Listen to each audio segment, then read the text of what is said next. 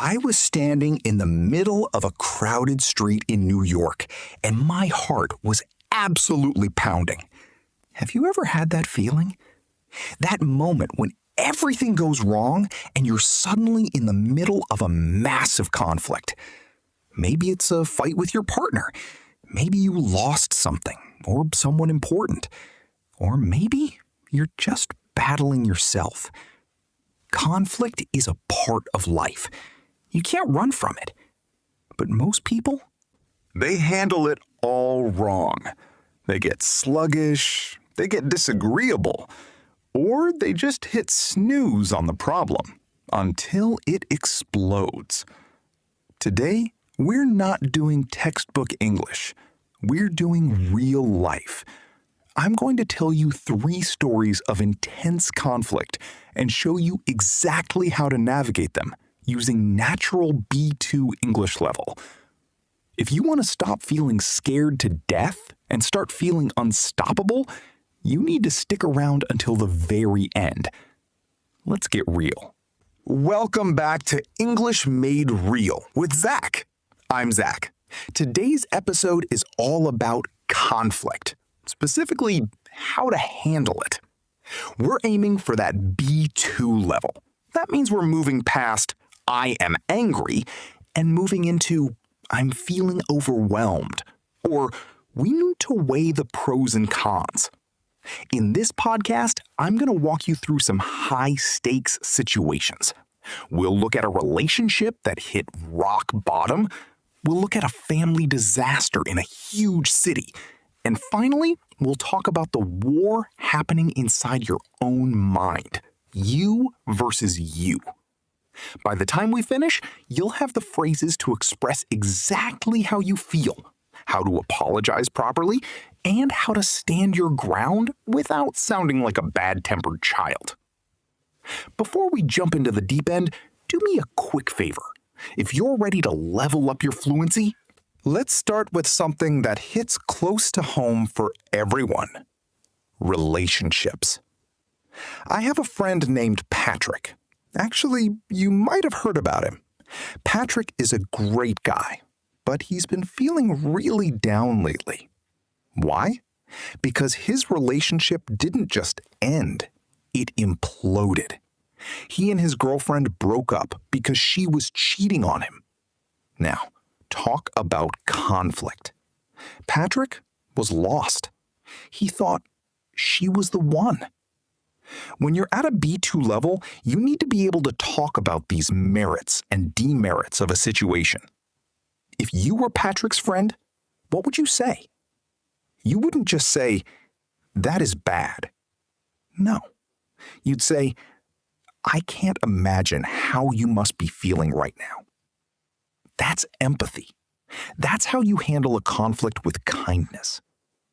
Patrick was struggling to wrap his head around it. That's a great B2 phrase, to wrap your head around something. It means to understand something difficult. But here's the key to handling that kind of conflict. Reflection. Patrick had to take some time for himself and focus on things that made him happy.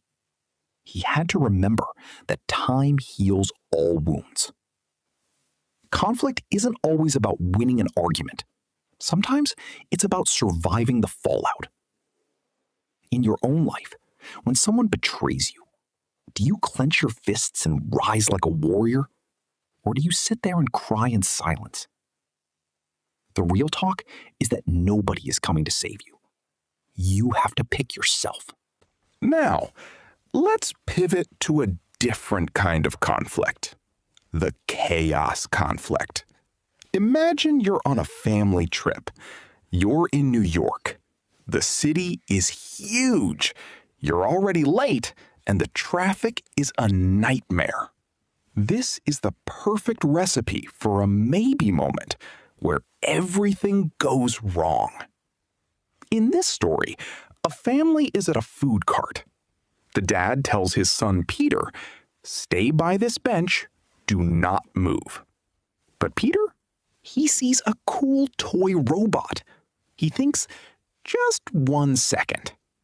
Next thing you know, Peter is gone. The mom is scared. The sister, Anna, is frightened. This is where conflict gets physical.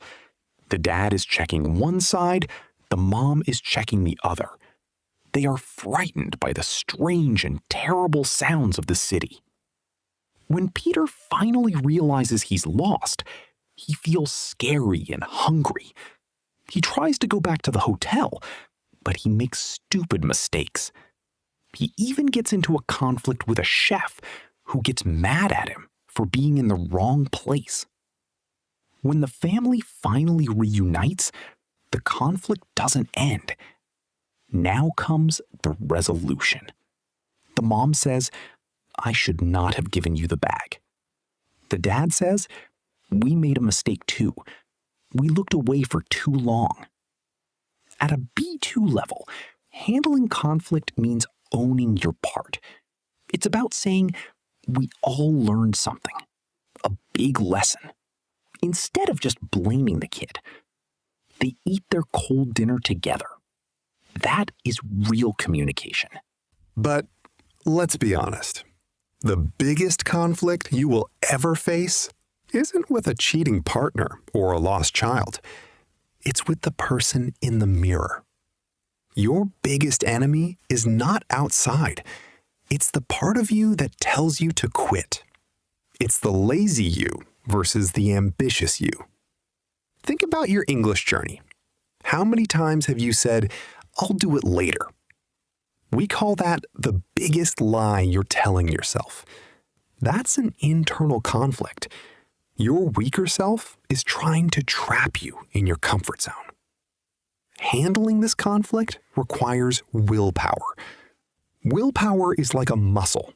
It means doing the right thing even when you don't feel like doing it. When you feel scared to death of making mistakes, you have to fail forward. You have to realize that perfection never comes. If you wait until you're fully ready, you will wait forever. In my own life, I've had days where I felt bored to death or sick and tired of the grind. I wanted to throw in the towel. But then I remember, no risk, no story.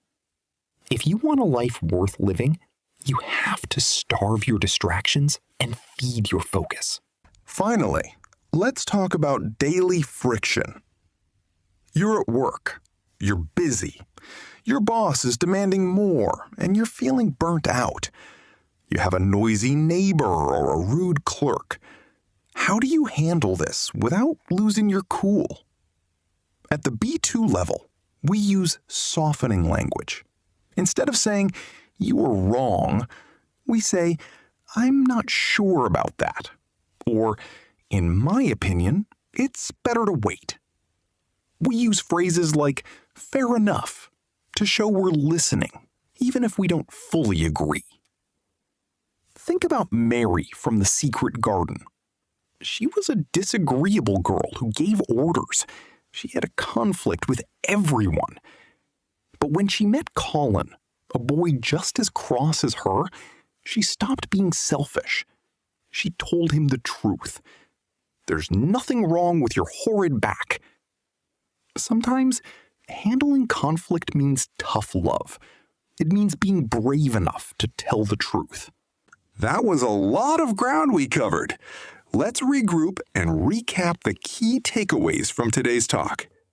In relationships, don't just focus on the pain.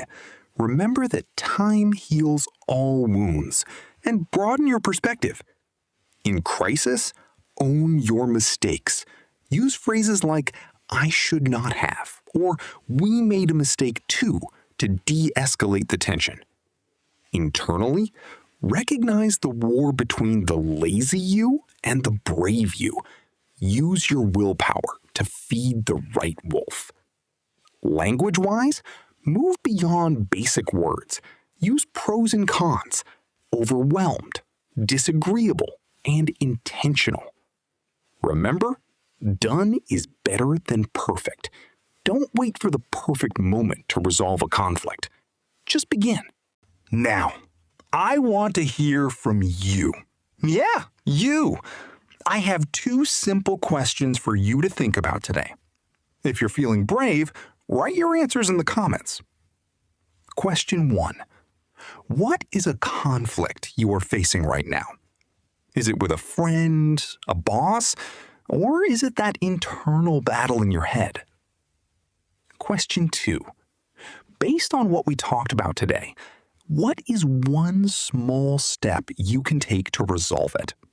Not a perfect plan, just one small step. I'll be down in the comments reading what you have to say. I love hearing from you. Great work today. Honestly, just by listening to this, you are investing in yourself. You're not just studying English, you're living it. If you found this episode helpful, give us a thumbs up. Share this episode with that one friend who is always in the middle of some drama. They probably need these tips more than you do. Don't forget to subscribe to English Made Real with Zach.